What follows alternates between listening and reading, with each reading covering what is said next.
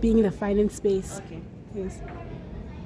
So I like being in a personal finance space because I think there is a knowledge gap when it comes to a lot of African people. A lot of African people were raised to figure it out for themselves, and a lot of times it's through trial and error. And when it comes to money, there's only so much error you can make because the consequences are heavy. It's money that we do not have. So I love being in this space because I educate people so that they can make better decisions and they can make their money work for them. Anything that you want to say, like how to start, like how to get in the space of managing your money in a correct way? Yes. So what I would say is that it's very important to start, and I like that question because a lot of people think that they will start saving money when they have a lot. And the unfortunate part is the behavior that you have with the little that you have, it's also going to be the behavior that you're going to have when you have more.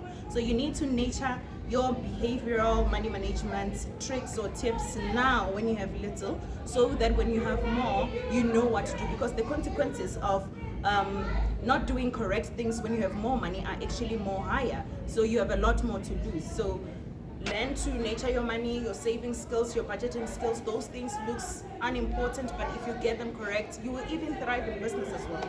Okay, thank you. Cheers.